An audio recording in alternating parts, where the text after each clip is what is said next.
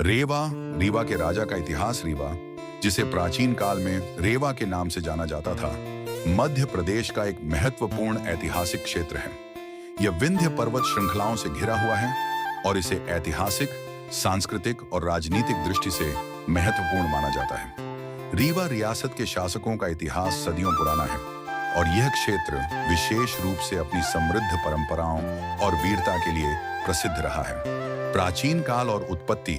रीवा के राजा बघेल वंश बघेलखंड से संबंधित थे, जिनकी जड़ें गुजरात के सोलंकी राजवंश से जुड़ी हुई हैं। 13वीं शताब्दी में जब दिल्ली सल्तनत का प्रभाव बढ़ रहा था, तब सोलंकी राजवंश के एक राजकुमार व्याघ्रदेव बघेल राजा ने विंध्य क्षेत्र में आकर एक नए राज्य की नींव रखी।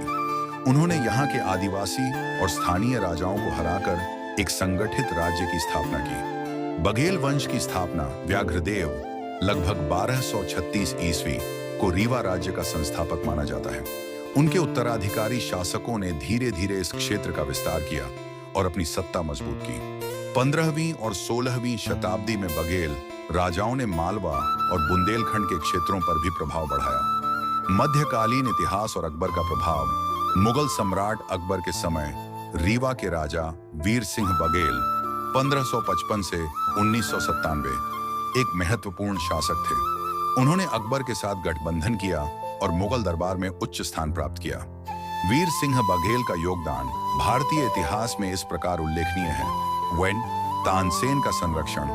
महान संगीतकार तानसेन, जो अकबर के नवरत्नों में शामिल थे, मूल रूप से रीवा राज्य से ही थे। 2. मुगलों से गठबंधन। वीर सिंह बघेल ने अकबर की सेना में अपनी सेवाएं दी, जिससे रीवा को विशेष स्वायत्तता मिली। 3. किला निर्माण।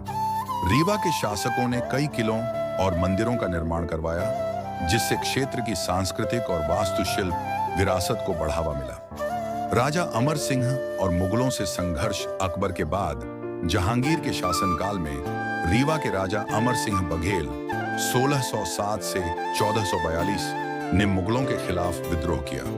उन्होंने जहांगीर की नीतियों का विरोध किया, जिसके कारण मुगल सेना ने रीवा पर आक्रमण किया और राज्य को कुछ समय के लिए कमजोर कर दिया। मराठों और अंग्रेजों का प्रभाव। 18वीं शताब्दी के अंत में मराठा साम्राज्य के उदय के साथ रीवा को मराठों से लगातार संघर्ष करना पड़ा।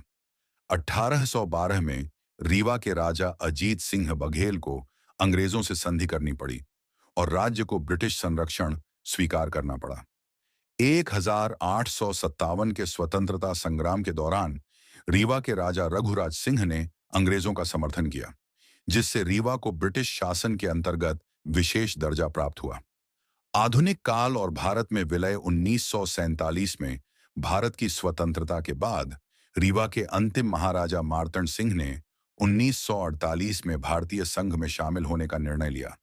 इसके साथ ही रीवा रियासत को विंध्य प्रदेश में शामिल कर दिया गया, जो बाद में मध्य प्रदेश का हिस्सा बना। रीवा के राजा की विरासत। रीवा के राजा न केवल योद्धा थे, बल्कि कला, संस्कृति और प्रशासन में भी अग्रणी थे। उनके शासनकाल में शिक्षा और कला को बढ़ावा दिया गया। कई किलों और मंदिरों का निर्माण हुआ। रीवा का सफेद बाघ, व्हाइट टाइगर ऑफ रीवा, विश्व प्रसिद्ध हुआ। निष्कर्ष, रीवा के राजाओं का इतिहास वीरता, रणनीति और सांस्कृतिक समृद्धि से भरा हुआ है। उन्होंने सदियों तक अपने राज्य की रक्षा की और इसे एक महत्वपूर्ण ऐतिहासिक केंद्र बनाए रखा। आज भी रीवा की ऐतिहासिक धरोहर और बघेल वंश की कहानियां इस क्षेत्र की गौरवशाली परंपरा को जीवंत बनाए रखती हैं।